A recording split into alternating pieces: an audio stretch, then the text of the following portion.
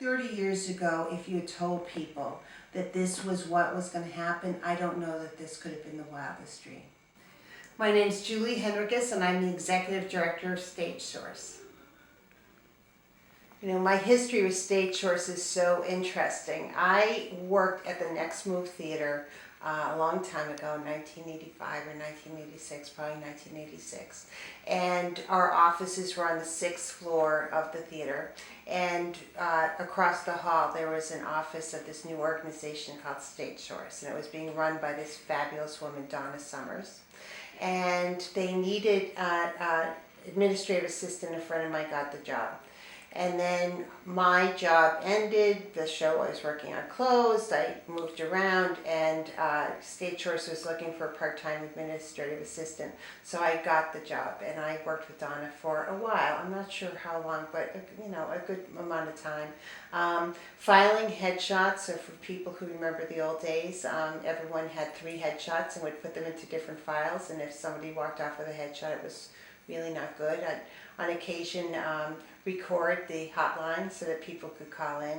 And then we were working with a database that was very new at the time, but it was something. So that was before the internet and just at the dawn of computers. And I was a member before I became executive director of StageSource, because I understand the value of StageSource, of building community, being part of a community, of not feeling like you're alone, of, you know, of course there's the transactional job listings and audition announcements and ticket offers, which are all great, but it's also being part of something that's bigger than yourself and being part of change. And now, as the executive director of StageSource, I also understand the impact of an organization like StageSource on advocacy, on truly impacting change, on creating resources, and you know, the importance of that.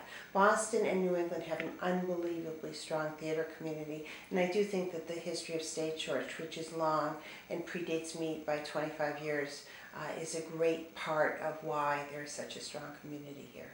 I have been working in the Boston arts community for 30 years. I have done a bunch of different things. I started off in small commercial theater at the Next Move Theater at the Charles Playhouse. I moved over to Harvard University and started box office there. I ran box offices, the box office at the ICA for Maplethorpe, The Perfect Moment. I've worked in concert halls. I've done all sorts of things. But my heart and my love has always been in the theater community. I was fortunate enough to work at Emerson College in the Department of Performing Arts as the general manager of Emerson Stage for several years. And then I got my job at StageSource. So I have been part of what has been a transformative time in the New England theater community for 30 years. We've seen the ART and the Huntington Theater come to town and take root. The Fringe community is blowing up. We have a strong mid-sized theater community, and I have been able to make a living doing this for a long time, which is a complete gift. I'm really fortunate in that I still teach classes in arts management, and I have the ability to talk to different people. And I'll never forget, a few years ago, Rob Orchard came and he talked to my class. And he explained that when the ART and Huntington came to Boston, Boston wasn't considered supportive or able to support the Lord Theater, the nonprofit theater movement, to the degree other communities had because of our proximity to New York. That we were considered a college town, a community theater town, and a tryout town, a commercial theater town, but not the nonprofit. And then here in Boston, the ART and Huntington both moved in and created a community around which things have grown. Now, of course, Trinity and other Lord theaters have been here for longer, a generation or so longer.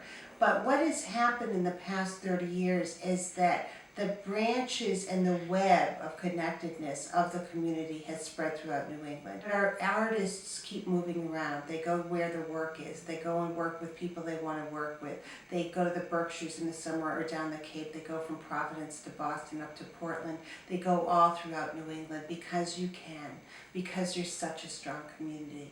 I also see the mid-sized theater companies, and mid-sized theater companies are running a small business. This isn't for the faint of heart. This isn't easy, and yet look how many people are doing it and committed to it and making it work and making great theater. And then the small and fringe community is humbling in their work and in their dedication to an art form in a path that really isn't easy. I mean, there's not funding, there's not as much support, there's not the resources that we can get and we will get at some point, but and yet all this work is being done. I'm humbled by the playwrights and the amount of new work that is being done here and is being celebrated here. I'm humbled by the Boston Theater Marathon, where 50 theater companies get together and celebrate one day. I'm humbled by people like Kate Snodgrass who pull off the Boston Theater Marathon. This, 30 years ago, if you had told people that this was what was going to happen, I don't know that this could have been the wildest dream. And yet look what we're doing, and look what we're capable of, and I can't wait for the next 30 years. I can't wait for StageSource to be part of it, but I also can't wait to see the miracles that the theater community continues to pull off.